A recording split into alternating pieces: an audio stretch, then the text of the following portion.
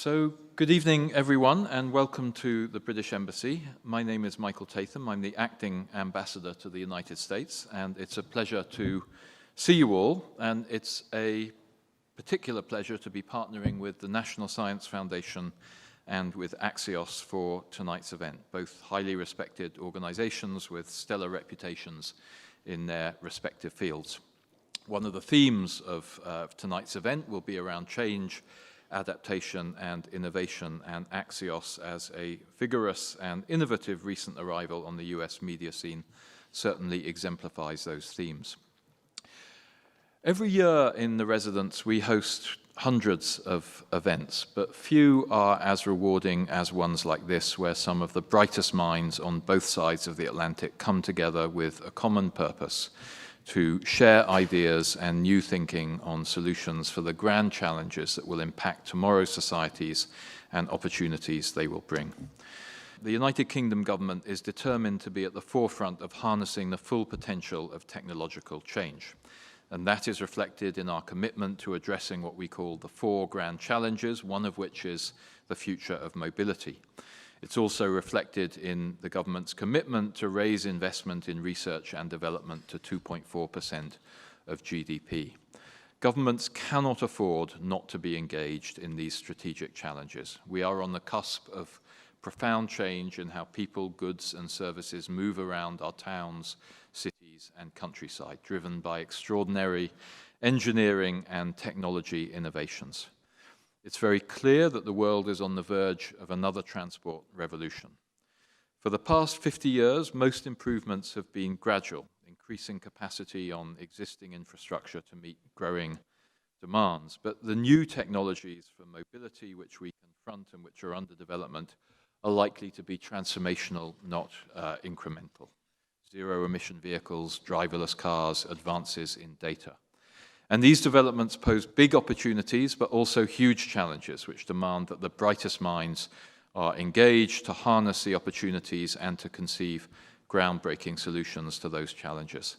And that brings me nicely to this evening's panel. We are extremely fortunate to have with us this evening a concentration of expertise from both sides of the Atlantic, and one that brings together experience from government, from the private sector, from academia, and from the military. So thank you very much, Siobhan, Missy, and Jane, who I think will be arriving shortly for comprising tonight's panel.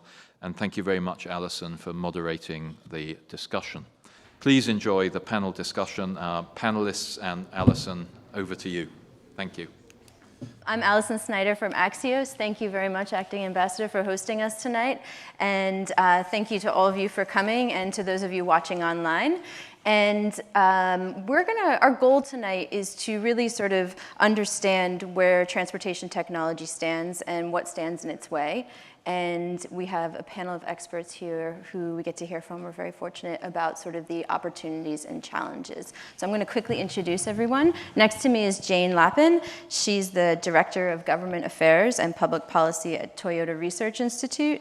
And she's the chair of the Committee on Vehicle Highway Automation for the Transportation Research Board. And next to her is Missy Cummings. She's a professor at Duke University, where she is the director of the Humans and Autonomy Laboratory. And I'm going to let her talk a little bit later about some of her previous experience and background.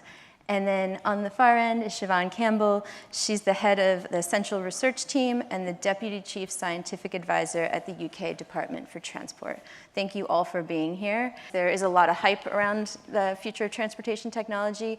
If you could tell us sort of, should we be resetting our expectations, and what are reasonable expectations for what the future of transportation will look like and when? So who would like to go? Maybe Missy, maybe to you first. Thanks. First of all, I just want to point out that this is an all-female panel. This is such a joy for me to get to do. So thank you for inviting me, and thank you for hosting such a lovely panel. So I also just got back from the Consumer Electronics Show. So with that as my backdrop, I have massive cool factor fatigue. If I see one more flying car prototype, oh, it's gonna explode. So my research deals mostly in transportation technologies, artificial intelligence, how humans interact with technology. And so I think an important expectation to set is you are not going to get that flying car anytime soon. That is not happening. That's still very far in the future for a lot of reasons. But I think, unfortunately, the Boeing 737 MAX problem that we've seen recently is a good indicator that there's actually no AI in that aircraft, no autonomy, and we're still struggling to understand systems with a lot of embedded software. So that is obviously going to affect air travel, but I also think that the automotive world, especially people in a driverless car, I don't think they really realize the important lessons that the 737 MAX has for the automotive community, not just driverless cars, but even things like driver assist, which it's not as clear cut that that's a huge win either. So I think going forward into the future, I think we will start to see more and more safety systems come out in cars. What I'd like to say, collaborative systems. Jane and I have worked together before in the past. Toyota has had this Guardian concept. I personally would like to see more of that, more of the collaborative solutions, humans and technology working together. That being said, I do think that you're going to see, my prediction for the near future is you're going to see a lot of driverless shuttles coming around. That was clear at CES. That was definitely the message. The coolest thing I saw at CES was a driverless shuttle that had these pods. The pods could hold people, and then they could also hold goods. So I do think that is going to be a big part of what we're going to see in the future. I think that robo-taxis, a little bit of automation, and maybe high-dense urban environments, you will see some of that. But I don't think that you're going to have the car that you can jump into here in DC and have it take you to Atlantic City while you sleep in the back. That's not happening anytime soon. That's my expectation. Yeah, I think that we're definitely on the other side of what was an exciting hype cycle where, you know, several car companies made strong predictions about being on the road with at least level 4 in 2019. And as we can see in retrospect, we did not have any independently operating unsupervised level 4 vehicles operating in the U.S. or I don't think elsewhere in the world. It is, as one of my colleagues has famously insisted, a very long road before we get to level 5, which for those in the audience or on stream means that the vehicle can drive anywhere, anytime, with or without roads. That's level 5. It's a long way off. You know, if it's 40 years, it's 50 years. But level 4, which is what Missy alluded to when she said limited route shuttles, highly automated shuttles that operate without a driver on well-known roads, on predictable roadways, on protected paths, on campuses. We're seeing those now. I know we're seeing them in the UK. Yeah. We're certainly seeing them in the US. Toyota has funded May Mobility, which is a low-speed level 4 shuttle operating in Detroit. And we expect, just as you said, to see quite a bit more controlled, limited, low speed, low risk. And Siobhan, how about you? Because the UK is, I think, in general, been on the leading edge of transportation. You were in London in congestion pricing. It was one of the first places that was put into action. And you obviously have very ambitious goals for autonomous vehicles on the roads by 2021. So I'm curious, sort of, from your perspective, what do you think we should expect? I don't think I'd actually disagree with either of these things. I mean, I think it's something that is coming, and the UK government are trying to put themselves at the forefront of this and make sure that we're kind of leading the way on this. We were investing really heavily on safety and security because we know kind of some of these are the issues. But I think the challenges of doing that long distance, one of our top people that we work with says, driving around Heathrow Airport is happening imminently. Driving to your granny's front door is a completely different kettle of fish, and I think that's the challenge that we've got coming. However, I think we are still still seeing rapid change in transport. And so although the kind of autonomy dream is on the other side of the hype cycle, the disruption that's coming from unexpected places, I think, is really taking the whole world by kind of unexpectedly. So the micromobility, the electric scooters, electric bikes, and also the kind of data underpinning different ways of actually purchasing and doing transport. And I think it's really interesting that all our car manufacturers are no longer calling themselves car manufacturers, they're transport service providers. And so there is a change, and it is happening. It's not flying taxis, it's not suddenly the whole world looks like June. And if that's what's in our head, then absolutely it's not happening. But I think there is change happening really quite rapidly, and I think it's a data-driven change. And I think that's something that we need to be alert to, because it's really hard to tell where it is, where it's going and where it's coming from. And so actually getting the right regulatory environment, which I think is what we're going to move on to talking about, is really quite tough for us in the UK. Yeah. So I think a good place maybe to start is that a part of this is all about, because driving is actually really hard. Like, it's actually a very difficult task. If you break it down for what you're asking the brain to do, what you're asking people to do in terms of their communications with pedestrians and other drivers, there's cultural cues, there's social cues. And so I'm wondering if maybe, Missy, you could talk a little bit about where these systems sort of stand today. Like, what are the hiccups? What are the things that are hard for algorithms or self-driving cars to really understand and emulate? Yeah, I think for self-driving cars, the long pole in the tent is unquestionably perception systems. So this is, how does a car know where it is in the world? Once it knows where it is and what the obstacle density environment around it is, then it can make, in theory, the correct decisions. And so I think that there's a lot of hubris in Silicon Valley in general that humans are replaceable. And we've seen this before across many industries. And it turns out that these two sensors that you have in your head are unbelievably complex because, of course, they're attached to the brain behind it. And we still don't know how to replicate the kinds of reasoning that we need, particularly under uncertainty. And so sensors could do well as long as the environment is predictable. And so, for example, on a nice sunny day, clear white lines, all drivers are behaving as they should, no bad weather, nothing is breaking, the cars do very well. But I do often say, and Jane lives in Boston, so she knows, like, and I lived in Boston 10 years, the ultimate Olympic test for these cars is Boston in the wintertime with the Department of Transportation creating new construction zones. That's kind of, and they do that on a daily basis. That you will come on one road and then the next day it'll be closed. And so. And free range Boston drivers. Right, that's the other thing, which, by the way, it's sad. It taught me some bad things that I've taken to North Carolina now. Sorry, Jen. So I think that is unquestionably the hard problem. And what I struggle with as a robotics professor is there's just some physics limitations that we just can't get around now. And so we as academics need to take that one step higher to start to understand how to reason under uncertainty and how to do knowledge integration in a way that we're not doing it right now. I am sorry to report that machine learning cannot do everything.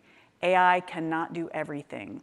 These are tools in a toolbox, and we could talk about that. For other industries need to learn that lesson as well. AI and machine learning and deep learning, they're not going to get us there. We're going to have to do something beyond that to finally reach that level 5. I'm not supposed to ask questions, but No, you can. No, absolutely. While I was listening to you talk, I was reflecting on what I've just heard coming from the Transportation Research Board meeting, where Phil Koopman talked about safety and safety assurance issues, particularly around AI and machine learning. We had a presentation from the National Traffic Safety Board manager who was looking into the Tesla crashes. And in both talks, Phil set it up rather neatly. He said, you can see this picture of a man wearing the bright neon green vest. You pick it up easily in contrast to the rest. But the machine learning, the AI, it's very rare to see anyone wearing that color. And so the AI, the algorithm, for want of a better term, won't recognize it as a human at all, because that's not a color it associates with humans. And so, back to your point, it's not just seeing, but it's recognizing and interpreting, and then taking it a step further, being able to predict what that organic matter is likely to do.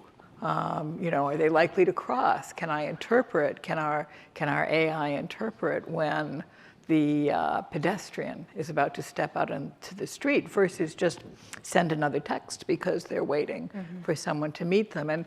And there are some, very interesting startup companies doing the deep analysis around how we signal one another, how we signal, we're about to move. But it's still quite early. So some companies are going for the full autonomy route. They're all in on level 4 and above autonomy, but that's taking longer than expected, right? So in the meantime, there are a lot of these ADAS, these advanced driver assistance systems that have come up. And I'm curious to hear from all of you about, and they're building blocks to full autonomy, but I'm curious to hear from you all about what's the right approach and why. All right, I'll plunge. We're taking two approaches at Toyota. One approach is called Guardian. The other is called Chauffeur. Chauffeur is the L4, L5. The vehicle drives itself. Guardian is an AI system that supervises the driver, maintains an awareness of the traffic environment around the car, and provides a safety envelope for the vehicle and the driver, intervening only where it senses the need, the emergent need to intervene, augment the driver's capabilities, and either mitigate or steer safely around a collision. And so that's not exactly level 1, 2, or 3. It is augmenting a driver who remains in control at all times, increasing the safety of the system. You're shaking your head as well. I completely agree. And we've done some work recently, and reports should be coming out in the next month around older drivers and how do you, what is necessary to keep older drivers safe and mobile for longer, and ADAS comes out as a really important feature of that, as a way of just supplementing that and making, so both increasing their safety but also their confidence in actually going out and taking their vehicles out. So from a UK perspective, I think we're again looking exactly as you're saying, as an augmentation. We're very, very keen on that, and we see the advantages of that, while at the same time looking at how the UK can help the R&D develop in order to get fully autonomous vehicles on the roads. So I have a family member who will remain unidentified, who has a relatively new car with all of these features, right? Lane keeping assist, emergency braking, all these things, refuses to use them. And I'm curious how consumers, like, is she on her own? How are consumers sort of receptive and understanding of what these technologies do and how they should be used? Well, if she's in good company. Yeah. Oh, yeah? Yeah, women in general make less use of lane keeping and cooperative or adaptive speed control than men in general. What's the thinking on why? Oh, you guess. I'm not saying it. But it's data. Really? It's data. Women use to begin with speed control. They use speed control less frequently than in the more advanced settings, cooperative adaptive, and lane keeping. They tend to use it much less frequently. I had a funny experience picking up my car, and it has all the bells and whistles, not surprisingly. And the dealer said to me, "Do you already know how to use these?" And I said, "I might." He said, and then he said, "So what, you work for Toyota? Women don't use this stuff." Wow. Yep. So, how are you all addressing that? I think that the industry as a whole is addressing the challenge of educating the public about these systems through its work with standard-setting organizations, through its work with the Institute for Insurance, IIHS, Consumer Reports. So there are two threads where manufacturers are developing standard vocabulary, standard terminology, and standard descriptions. And in that way, people will know that this particular adaptive system in a Toyota is identical to the system in the Honda. It may have a slightly different brand name, but then the terminology, as with perhaps pharmaceuticals, where you've got generic names and brand names. So that's one way that we're working to address it. How confusing is the terminology for most consumers? Do you see that in your research, like sort of how people actually understand so I hate to be the downer to all this discussion. So one of the things that we do in my research is look at the human interaction with these components. And this idea of standardization is important because people really don't understand the technologies of the car. Women, I have a personal theory. I think they could understand it, but we've all got such complicated lives. The last thing I want to do after struggling with my IT on my laptop and robots all day, honestly, I just bought a new car. I bought a Jeep and it's got roll-up windows. That's it. I don't want any new technology. I got enough going on at work, right? So I think that's actually, I think you're going to start seeing that a lot more. I think, here's a prediction that's not going to make Jane happy. I think people are going to reach a saturation point with technology unless we do like single button, right? Because one of the things we're seeing right now with a lot of drivers are rental cars. People are driving rental cars and being totally shocked by new features that kick in when they don't expect it. And so people are starting to demand change, like either the cars should come with it turned off. I mean, how many of you are going to rent a car if you have to go through a 20-minute training session to learn how to use the features? And they're not all standardized, and they can be radically different across systems.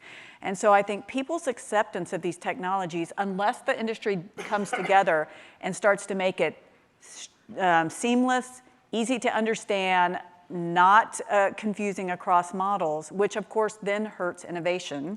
But if we don't do something, I think that you're going to start to see people's, I predict that in a couple of years, some of the car manufacturer is going to start making a lot of money. We have a car that has no automation in it. We're going to start selling that. We're going to go old school, and people are going to buy it like crazy because they're tired of too much automation in the car. Now, on the flip side of that, I just want to, as I see my funding agency, the National Science Foundation, in here, who is funding me to do a lot of great work. None of it's related to driverless cars. I am going to say something very controversial, which I have been recorded many times saying. Tesla Autopilot is an unsafe system and needs to be shut down. People are dying at rates that are truly what I believe to be unacceptable. I think that they should do a recall and shut this software down, because it actually has the opposite effect of it lulls people into a false sense of security. And we're seeing a lot of the radar in the car cannot detect static objects on highways, yet you're only supposed to be using this technology on highways, and people are ramming static objects at full speed, often with lethal effect. There's no good driver monitoring system. We've been doing work in our lab. We get Teslas, and the driver monitoring system is a torque sensor on the steering wheel. So it theoretically is going to sense whether your hands, but it's actually not a capacitance sensor. It's a torque sensor. And we routinely trick it. And how we learned how to routinely trick it was watching YouTube by sticking an orange in the steering wheel. So all you have to do is stick an orange in the steering wheel, and that gives enough counterweight to trick the car into thinking that a human is driving it. This is one of the reasons people are dying and having problems in this car, right? If it's that easy to fool, then we probably need to think about another strategy. There are other manufacturers who have driver monitoring systems that are much better, But Tesla in particular is very dangerous, and I think that if we don't start as a community to understand that some of these behaviors can actually lull people not only into a false sense of security, but into very dangerous driving behaviors, then it's a public menace. This is a good segue into what I wanted to ask Jane and Siobhan about the Transportation Research Board and what was sort of at the top of the agenda. It sounds like Tesla was on it, and sort of what people were saying about what's needed in terms of regulation given the current landscape and what Missy was just talking about. So I chair the Automated Vehicle Highway Committee, and at the top of our agenda were several topics, none of them regulatory directly. One was safety assurance, exploring the several different complexities of assuring the safety of the future vehicles. One was public acceptance. We talked about challenges of trusting the vehicle, trusting the system, challenges of ethics and the ethics of the system. We had another panel that was an international panel looking at how to adapt the models that we use to integrate highly automated vehicles into cities. How do we integrate the automated vehicles safely into the traffic flow? How do we integrate them sensibly into our planning models for projections in the future? And this was a particularly important project for the US and for the European community because we were doing it together with data sets from either side of the ocean and using our variously different and similar challenges to enrich our understanding going forward. I want to talk about every single one of those, but but maybe picking up on safety assurance and what Missy was talking about. Like, let's take a step back. I mean, how safe is safe enough? Like, how do you all see that from each of your perspectives? How safe is safe enough? So safety has to be paramount, and it links to the thing that you were talking about public acceptability and public desirability for the technology. We will never get there unless they trust it and feel it is safe. That is a really difficult mountain to climb, and the number of driver hours that are required to actually prove a safety case, and actually then communicating that to the public, I think is really important. We did a really interesting piece of work about kind of public and what their thoughts are on autonomous vehicles and what they would need, and safety was, as you would expect, kind of number one priority for them. So I think there's an awful long way to go to do that. I think what we need to do is what we are doing is testing it in different environments and understanding what that safety case is, and also making sure that the regulatory environment is prioritizing safety as well. So I've been very vocal that, as I explained to you before, that perception is the long pole in the tent, not just for driverless cars, but for the ADAS systems, the driver assist systems, if they're going to have radar and computer vision in them. I've been a strong advocate that from a regulatory standpoint, I think we should be developing vision tests. Every single one of you has to have a vision test before you get your driver's license. So why can't we extend that metaphor to driverless cars or any kind of car with cameras on it? If we have to be tested, then we should be able to have a set of tests that are objective, that make sure that cars do not behave perfectly, but that can behave in the environments that they're expected to operate in, just like you are. Does the idea get traction? Oh, again, as a robotics professor, I'm very, some of my research is so exciting, and you should see what I'm doing for NSF. It's really wonderful. But on this point, the instant, as an engineer, the instant you start talking about the word safety, in fact, as soon as I say it, you all kind of deflate. If I talk about flying cars, everyone will perk up, and then safety, you kind of get bored again. And so people in the industry, and investors, they don't want to hear about safe. They want to hear about cool. That being said, that I do work with many safety advocacy groups across the United States. I just won AV Twitter Safety Leader of the Year. Yay, Twitter voted. Thank you, thank you. Thank you, thank you. I got a box of caramels for it, so that's great. So other than Twitter and a couple of safety advocacy groups here in DC, I'm not getting a lot of traction.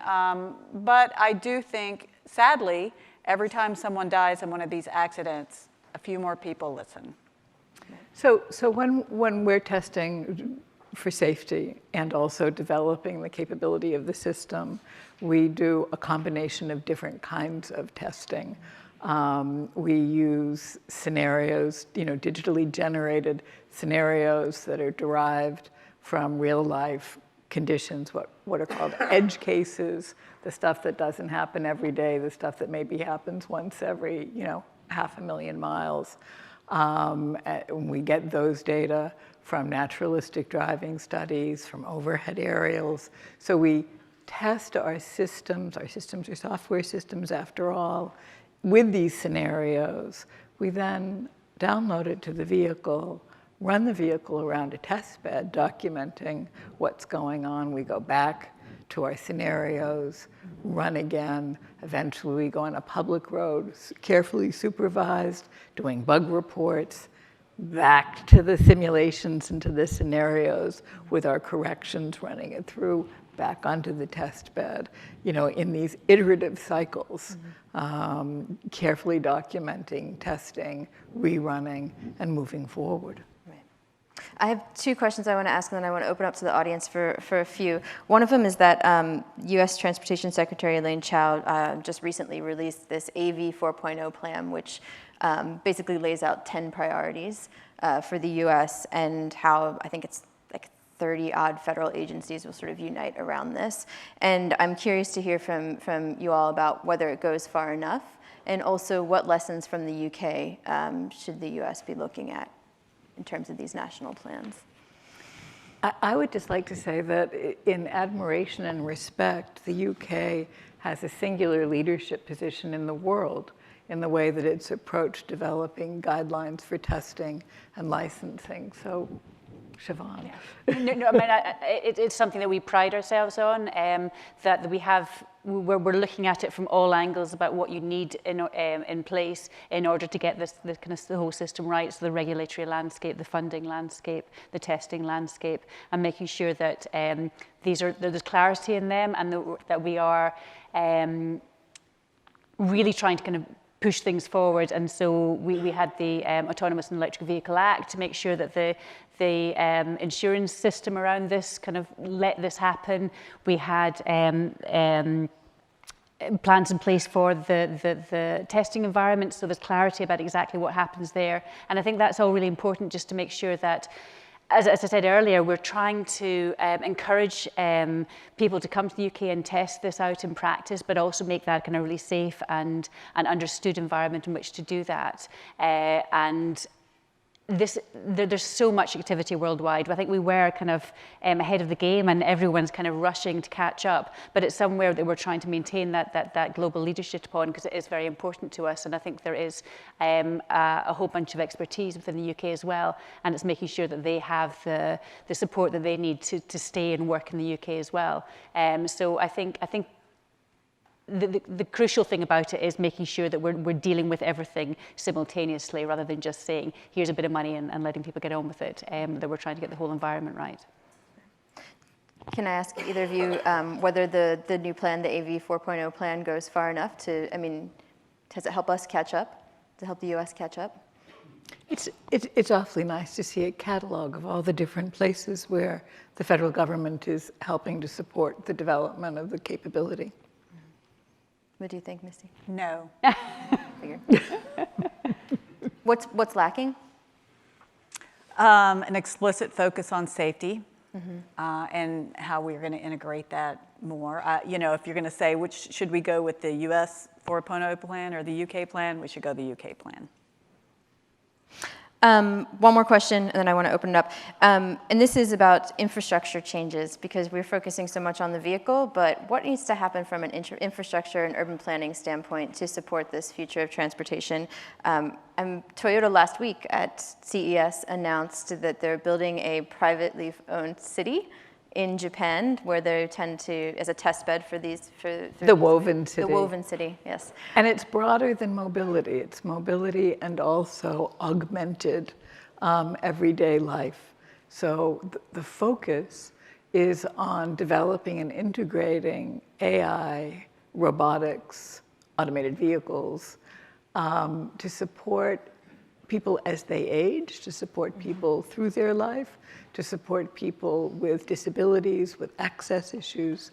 And so this woven city, which is a reference not just to the interconnectedness of it, but also to Toyota's past as loom operators. Yeah, it's a lovely metaphor, and I think it's going to be a trendsetter as a test bed for future technologies.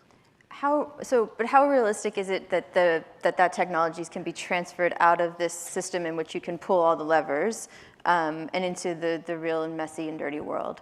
How will that, I guess, work? And then, this is an advantage that China has, for example, being able to set these up, but maybe one that the US and the UK don't have. And so I'm curious sort of how that plays into it as well, that advantage.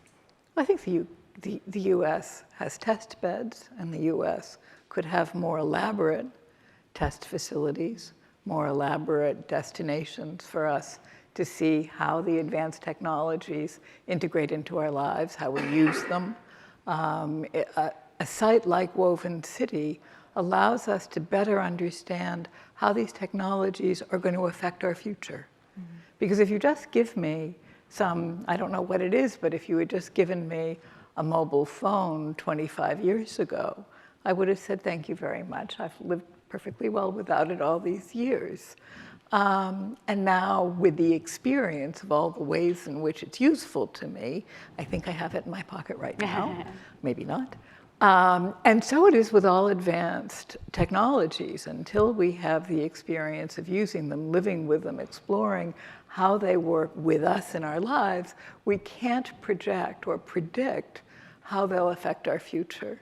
So these, Woven City and other kinds of test facilities like that give us tremendous insight into how to plan for the future, how to plan for the benefits for the future, and how to plan to mitigate the challenges. But the moment, I guess, these technologies go into the real world, or sort of as they seep into the real world, what are the challenges? I mean, what does that look like? Like, how do you even begin to, again, safety assurance? I think that's why test beds are so important. And so the third phase of funding that we have for our CCAV program is about these test beds, both kind of elaborate simulations, but also we've got live simulations within London, within Greenwich, and you can't really get kind of a more complex, messier environment than London just now. And I think that it's essential to be doing that testing and trying it out in practice, exactly as to learn what the issues are and how they interact with other elements of the system and individuals and people. So I think the testing phase of CCAV that we're going through just now is absolutely crucial. We're going to take some questions from the audience. If anybody has one, raise your hand, and there'll be a couple opportunities. My name is Alison. I wanted to comment a little bit about the safety aspect of it. We worked with Boston Consulting Group a number of years ago and did a study on ADAS technology, so not level 4 and level 5. I was at CES too. It's way beyond my ability to really talk about intelligently. But we found that if you have a fleet of vehicles that have ADAS technologies, you could save up to 10,000 lives a year. And for us, and I understand completely, don't particularly love technology, and I have my own story about buying a car with a dealership. But, anybody who's ever been in a vehicle with AEB and has had AEB engage, you really wonder how many lives of pedestrians, non-occupant fatalities that we could really work with and really help prevent in this country. And that's where we're seeing the greatest number of fatalities. And so our members really want to see a non-regulatory system, not something that the UK has to worry about because you already have this, but an NCAP program which gives purchasers of vehicles more information about what they're buying, what they could buy, and where the money could go if they want to have a backup braking system, if they want to have lane departure warning or any of those types of things, new lighting systems, things like that. So I just wanted to, I don't know if that's so much of a question or as a comment, but I think we have to think about that road to fully automated vehicles and what we can do for our communities as we get to a fully automated vehicle. I'd like to comment on that, just to Absolutely. say that AEB, I keep that separate from ADAS because ADAS is driver assist. I believe that AEB should be on every car, period, right? So that's an automated technology, not really necessarily a driver assist. It's a driver save your life technology. But because of what you said, there is a movement afoot in this country now. It's called My Car Does What? So because you and I and everybody else who's ever rented a car and been surprised by some kind of behavior, there are safety advocacy groups in America right now trying to drive the fact that you must be told what is on your car and how it works, that the information is for sure given to you in some way so that you're not surprised by these technologies. There are two federal agency efforts that just wanted to get your take as far as how to leverage the data that's already out there for all sorts of smart transportation systems of the future. One of which is the OMB-led federal data strategy and the 2020 action plan, and roughly 90% of all federal government has a geospatial component to it. So what kind of advice would you have moving forward for that effort? That's mostly what I wanted to get at, was the existing data that's out there. How can the smart, intelligent transportation systems of the future maximize that data that's already out there, and how can you leverage that data moving forward? Any takers? I can take it if you want me to. Go for it. So at CES Las Vegas, what was really great, if you got to ride around with all the different companies who were trying to wow everybody with their L2 plus, L3, L4 technologies coming, they were all hooked into the Las Vegas traffic light system. So they have real-time information about where the lights are and what they're about to signal. Oh, baby, you know, as a former fighter pilot for the military, if I had all that kind of advanced intelligence, do you know what you could get away with? So I think that is, and that's actually one of the reasons that they can be so successful in a place like Las Vegas, is because they do have this advanced technology that is very much hooked into the geospatial grid.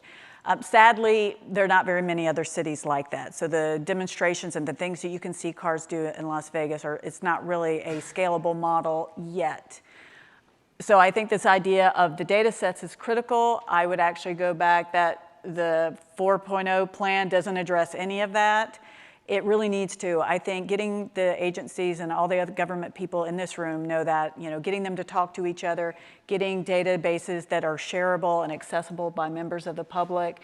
I don't know how it is in the UK, but, you know, it's a real nail biter in America to try to get through that. So I think that it's definitely something that we could work better on, not just in the transportation agencies, but medical across a lot of other organizations. So, sorry, in the UK, we get this. It's exactly the same thing. It's almost a public good, the data that's underpinning it. And we will be publishing a transport data strategy in spring, nice civil service term. Over here, and then Terrific conversation. First of all, I'm Jim McCleskey. I'm from North Carolina. I work for the governor's office here in D.C. So as a Caucasian state government guy of a certain age, I'm happy to help offset your cool overload, Dr. Cummings. I'll do my best. A vagary of state budgeting, I'm actually on the payroll of our DOT. This may be first directed to Madam Chair, but to the panel. What should state DOTs be thinking about in a limited resource investment environment to be both ready for the brave new world and safe enough? Yeah, well, I think that the brave new world is going to unfold more slowly than was predicted 5 years ago, giving the states and other owner-operators, roadway owner-operators, sufficient time to be thinking through how do we safely integrate these vehicles into our existing traffic flow. But you want to begin where this conversation began, to ensure that your signage is visible to, interpretable by, well-maintained, and consistent with the Manual of Uniform Traffic Control Devices, so that our poor vehicles can drive across the state line and still be able to recognize the signage and the messages. So that's one. The second, over time, as more vehicles enter the roadway, you have the opportunity to rethink how to operate those roads. And so where you've got managed lanes, you can put connected and automated vehicles into the managed lanes, pack them in more closely, and achieve increased throughput and efficiency, less use of gasoline. So that's a possibility. As you have increasing automated and connected over time, you can consider restriping your roads because they'll be able to use narrower lanes. The flip side of that, of course, is your asphalt gets chewed up. So longer term, as you're thinking about reallocating lanes to improve throughput, you'll need to begin thinking about the materials that are used that underpin the roadway. So that's a sample of how to think about it. There's a couple more questions. 1, 2, 3, 4, 5. Hi, I wanted to ask about what you think are some of the greatest cyber securities that we face with this new technology, and what you think industry and government should be doing to address this.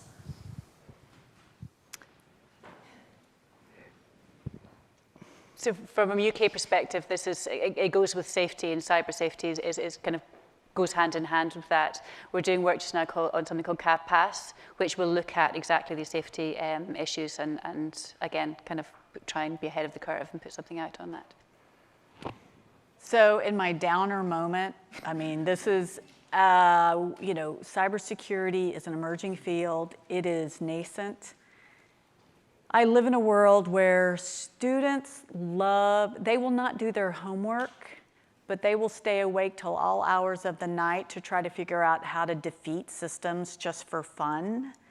And by defeat systems, I mean, hacking, taking remote control of a car, really to students and robotics, that's fun, because, that's just something cool to do. And I think in that spirit of that kind of hacker spirit that you see a lot on college campuses, probably one of the most disturbing problems that's come up for deep learning algorithms is the ability to passively hack into them. This is not just a driverless car problem, it's homeland security, it's anywhere where you've got machine learning algorithms that are trying to look at a technology, face recognition, for example, look at signs on the road. It turns out that it's actually extremely easy, if you know what's going on under the hood with the technology, to reconfigure the world. So we call this passive hacking. So you can take a stop sign, change 1 pixel in the stop sign, and then it tricks a convolutional neural net algorithm to see something completely different. There's a famous paper where this group put 4 stickers on a stop sign and caused a car vision system to see a 45-mile-per-hour stop sign. So this is all in the academic world now. We all are trying to show each other up. So I mean, I don't want you to lose sleep tonight that this is not going to affect you in your day-to-day world now, but it is on the horizon. If we're doing this now in university settings, then this is something that's going to become real later. And it's, again, not just a driverless car problem, but it's actually a good cautionary tale to explain to you that academics, we don't know what we're doing with a lot of deep learning technologies. It's still new to us. The methods are new. They're kind of relatively new. They're black box. We're not really sure how the weights and the neural nets get developed and why they get developed in a particular way. And so if academics are still struggling to kind of get at the core of what is happening with these technologies, it concerns me because then I can't go to the state DOTs and tell them what to do. I can't go to Toyota and tell them what to do. So, we can get ahead of ourselves a little bit in these cybersecurity areas. It's the tail wagging the dog. So I think it's right to be concerned, and I think that we really have to stand back and make sure that we are embracing this as a nation. We are embarking on a whole new world when it comes to cybersecurity. In the back. My name's Lucas Franco, philosophy and social policy master student at AU and TDM coordinator there as well. My question is about ethics and who you all think should be or will be making ethical decisions, particularly with pedestrian fatalities for the programs, whether it should be coders, philosophers, lawmakers, or the users themselves. And if you think AV will assist or hinder Vision Zero policies that are being adopted by different municipalities throughout the world. Thank you. I think we all bear responsibility for ensuring that the systems are ethical systems. I don't think that the locus is in any one place. In Toyota, we are meticulous about maintaining our internal safety culture. Everyone has responsibility for ensuring there is a clean, safe workplace. If something appears unsafe on the assembly line at a factory, anyone can pull the cord that stops the line. And what I would propose is that ethics is similarly a product of culture, where everyone in the company, whether they're writing code or supervising an operations on a test bed, has the responsibility of thinking ethically and morally about the choices they're making as they're writing code or operating the test vehicle. So that's the starting out. It's interesting to consider some of the issues, and again, reflecting on the TRB meeting that we've just, well, we're in the middle of, actually. We had an ethicist talking about the example of a vehicle where vehicle A ahead, we're in vehicle B, we're the ego vehicle, there's vehicle C behind us, we're hemmed in over here, but we could pull to the right. And we see that the vehicle behind us is about to slam into us, which would then push us into the vehicle ahead of us, right? And so the professor said, well, we could just get out of the way quickly, save ourselves, save the car, and this guy who's accelerating will plow into the person ahead of us. And you know, who knows what kind of life and limb that produces. Alternatively, we could stay where we are, we could slow down slightly, because after all, we're a robot now. Let the vehicle behind tap into us just lightly as an alert, as a wake up, accelerate slowly, and if necessary, take some of the shock safely that prevents either any of the three vehicles sustaining human damage. So it's an interesting, you know, it isn't a trolley problem. It's really, you know, right along the way what you've got to think about. There's two questions down in front, and then two others. Phil Copeman, Edge Case Research in Carnegie Mellon. And you guys are all looking, what is he going to drop on us? Yeah, right. Okay, so let me set up this situation. It's a short question. Let's say you live in a city where there are three companies very visibly testing self-driving car technology. That would be Pittsburgh, where I live. And my family lives there, and my friends, my neighbors, my colleagues live there. Someday, one of those companies is going to decide to throw the switch and send out cars with no safety driver. So I want your advice for what you think those companies should base that decision on. You know, if you're, and it's not Toyota, so you're okay, Jane. You know, how should they be thinking about a responsible way to decide today's the day we deploy without a safety driver? What would you like to see? Oh, Phil. For the rest of the audience, this is a question that we normally ask Phil to consult on. We invite him to speak on panels at conferences so he can tell us. But I'm not up there, so now it's your turn. Tough nuggies. Do you have a? Oh, sure. I've been pretty clear about this on Twitter, which is where my fan base is, clearly.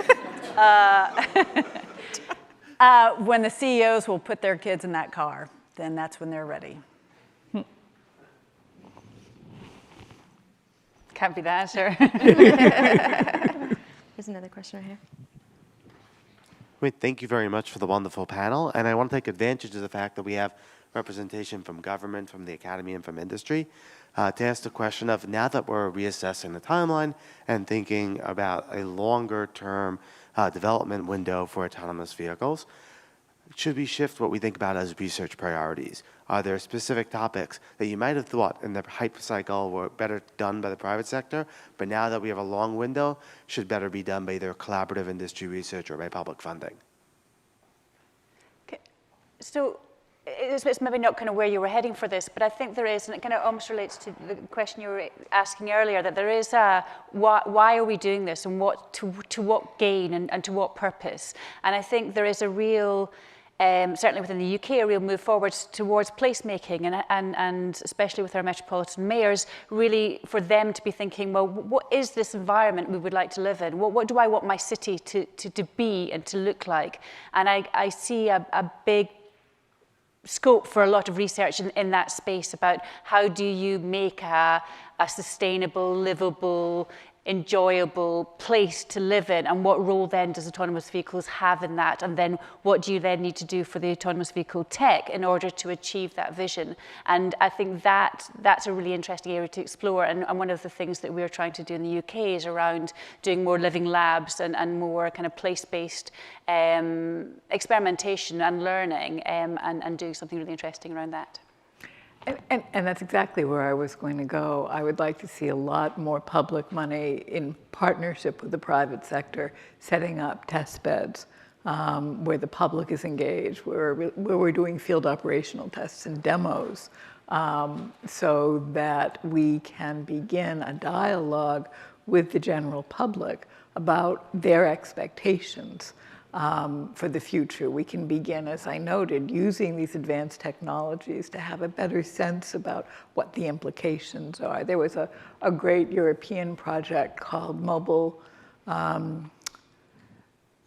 City Mobile 2, where they were in, I believe, 17 European cities with this low-speed, L4 shuttle operating it, in a circle around the city. What did that do?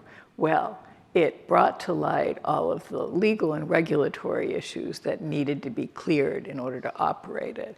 It surfaced all of the pragmatic physical obstacles that would need to be addressed. It allowed engagement by the general public. We then learned from the general public more about how they saw it, how it would fit into their lives. What did they trust about it? And we could do a lot more of that. How many more questions do we have? I think 2 more questions, and then I have my own 2 to end us. So one here, and then there's one in the front. Hi. It was mentioned that automotive companies are redescribing their purposes. I think it was transportation services. Mobility service providers, yeah. Transportation ability. Service providers. Service providers. I have a question about that. I guess thinking about the car as maybe formerly a symbol of freedom and now a symbol of risk, and if there are insights about what the meaning of automotive transportation is and moving forward, or since it seems the scope is so much larger. And I think that there probably is a really big cultural difference between the UK and the US, and whether that's going to converge or diverge. It's unclear just now. We have seen in the UK that there has been a big shift in the number of young people getting driver's licenses, for example, and those living in urban centres are, we don't know whether it's delaying or just not getting driver's licenses at all, and their relationship and the aspiration to be a vehicle owner, which my generation absolutely had, is no longer there, and so there is a potential for there to be a very big reconfiguration about kind of how especially urban dwellers have the relationship they have with a vehicle, and whether that is simply you go for the ride rather than you own that vehicle. I think it's very different in rural areas that you will still, and that's going to be a lot slower to move. You will need a vehicle to get around, and that's not going to change. But it's very interesting that we're seeing car manufacturers thinking about their relationship with the market in a different way. And one more question in the back. Max Pedrati with Congresswoman Carol Miller, who serves on the Transportation Infrastructure Committee and represents a very rural district in West Virginia. I'm just wondering if you guys have any thoughts on what the future of transportation looks like in rural areas, because I feel like the future transportation conversation usually has to do with how it transforms our cities. So any thoughts would be appreciated. Thank you. You know, part of the reason that the rural areas have less public transportation is because of the high cost of operating a bus with a driver. And so one possible future would be improved public transit, improved shared transit, whether it's public or private, a reduction in the cost of mobility for rural residents. It may mean over time that they don't need to own and maintain a car. It may mean that they can age in place and not have to be worried about getting to the doctor's appointment. I think we can look forward to improved access in rural areas with a reduced cost and improved service. So 2 last questions from me. One of them's, I guess, a bigger cultural question, and that is, we talked about, the future of transportation is often described as driverless, connected, but also shared, which we haven't really talked a lot about. But, public transit is crumbling, people are being diverted to Lyft and Uber, but congestion keeps getting worse, and so the solution that's always put out there is you can't just replace a car with a driverless car. But it touches on what you were just talking about, which is, I guess, what's needed to incentivize people to give up or share their transportation? I think the economic argument is always convincing. If it's much cheaper to use shared transit and it's almost as convenient, that's a pretty compelling reason not to sink, the cost of an extra bedroom or bathroom into an asset that loses value day after day. So that's, to begin with, pretty powerful. I think when you have access to good services, easy, smooth, on demand, that makes it much easier. Shared, I think, is an economic.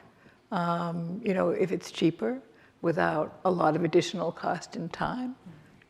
Do you worry about this? I mean, from the trend that you were talking about earlier. It's just a really big issue for us because, and again, back to the Future Mobility Urban Strategy, we set up 9 principles, and one of them is a move towards sharing. We understand the benefit of sharing, that the increase in vehicles on the road doesn't have to be as great if we share. However, all the research that we have on the UK population is that they don't want this at all, and they get it, they get the reason, they get the benefits, and they still don't want to do it. And the economic argument has to be really quite substantial for them to even start considering sharing. So there's a cultural issue here. We're doing a study just now looking at people that actually do, so people that use Uber Pool, like what's different about them and why do they do it, to see if we can learn a bit from it. But I think it's a necessity. I think it's really important that we do this. I think we then need to understand what that would look like. So it's not Uber Pool, it's something else. And what does that sharing look like that will be acceptable to the UK public? And you've had experience with road pricing where you've put quite a high premium on single occupancy vehicles. So that's had some impact. Yeah, but I mean, it's still, there's still a really tight attachment to owning your vehicle and traveling in it when you want to, completely independent. And so and I know that in France, for example, there's a lot more uptake on sharing than there is in the UK. And so that there's some obstacles that we need to better understand and then try and overcome. So my last question is a geopolitical one. And that is that when we often, in the sort of rhetoric around the great powers competition, the US and China, there are several technologies that are often mentioned, and autonomous vehicles is one of them. And so I wanted to hear from you about whether or not, is that really, how does it play into that, and what's really at stake there? So I'll take that to start with to say I educate students in robotics globally. So like most engineering departments, Duke's looks very Asian, very Chinese. That is a reality in America. Most engineering schools would suffer greatly if we did not have Chinese students. So I have more insight into probably what is happening into, what's happening in at least autonomous vehicle development. I have a lot of former students. All of my former students are either in Silicon Valley or back in China, for example. I don't see, the good news, if this is good news, is, I'm never going to ride in any driverless car any of my students have ever programmed. Never, never. And that doesn't matter what country I'm in. I would say that as an educator, the thing that I worry most about technology, and this is driverless cars, and it's drones, and it's medical devices, everything that I work on, students, there's such insanity around machine learning and AI, and this is all students want to learn, but what's happening is they're not really learning it. They're just learning how to punch buttons in software programs and generating solutions, which is what they don't really understand, which is why I'm never going to get in a car that any of them program. So I think actually there's just global technical incompetence that's happening here. And so it's probably not the answer you wanted to hear, but I was just like, I'm actually not worried about the space race of who's going to get to AV market first, because the question is they're all going to get there sort of first, and it's all going to be bad. So. So that's a lovely note to end on. We're not going to end on that. No. We can't end on that. Do either of you, in terms of more, how about going even more broadly, sort of what's at stake around this technology? What's at stake for the United States as a competitive nation globally in the world? or US competitively or globally or nationally? Sort of what's at stake? Toyota is a global company. Most of the OEMs in this space are global companies. We are innovating in all of the countries where we manufacture. We manufacture all around the world. I think that what's at stake generally is improvement to safety. Vision Zero, moving towards Vision Zero, reducing the number of people who die as a result of autos. I think that's the global challenge. Would you like the last word? I actually don't. I don't think I have anything. I don't have anything to add beyond that. All right. Well, I want to thank everyone for coming, and thank to everyone who's watching online. Thank you to the British Embassy and to the National Science Foundation for hosting this and convening this discussion. I want to make a plug for Axios. We have a weekly transportation newsletter called Navigate. Sign up for it if you'd like, because we talk about all of these issues every week. And I hope that everyone will join us for a reception after the event. Thank you. Thank you. I love